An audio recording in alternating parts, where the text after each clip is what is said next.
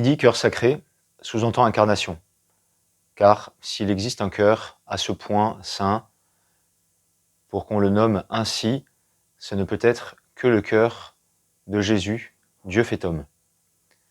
Le père Joël Guibert, dans son ouvrage « Rendre amour pour amour », note que cette vénération du cœur sacré de Jésus soulève 3 questions. La première, pourquoi adorer Dieu sous la figure d'un symbole? La deuxième, pourquoi le symbole choisi est-il le cœur? Enfin, continuer d'adorer aujourd'hui Dieu sous le symbole du cœur ne serait-il pas un peu choquant, voire repoussant pour notre époque, là où, à la période de Marguerite-Marie, de Sainte Marguerite-Marie, il ne l'était pas. À la première question, le père Guibert précise que le symbole est une aide pour nous. Elle permet de rendre accessible à notre intelligence les mystères divins qui sont pour nous assez élevés. Il évite l'orgueil de penser tout saisir de Dieu par la pure théologie spéculative.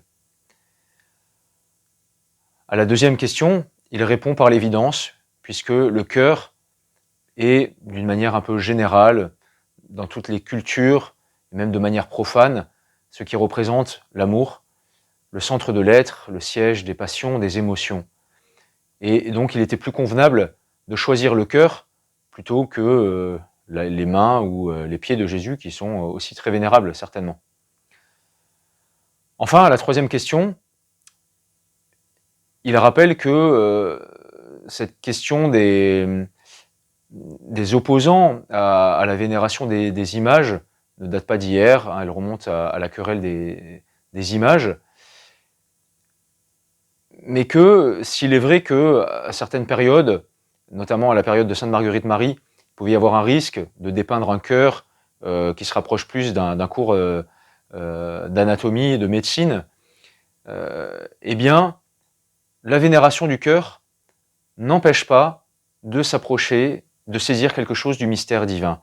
Le père Guibert cite le pape Pie XII dans son encyclique Orietis Aquas, où justement il défend et il montre cela, que cette vénération du Sacré-Cœur est pour nous une aide pour nous rapprocher de Jésus, de son amour, pour mieux le saisir.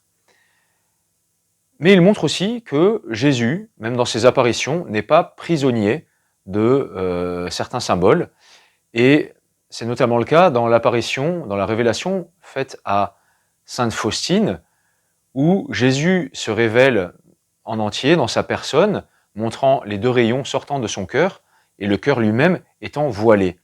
Voilà. On voit que cela permet de mettre plus en évidence la personne, plus que l'organe, que le cœur lui-même. Et peut-être que de nos jours, c'est ce qui touchera le plus le cœur de nos contemporains. En définitive, ce qui compte pour nous, eh bien, c'est de grandir dans cet amour du cœur de Jésus, de ses sentiments, pour que nous puissions l'imiter.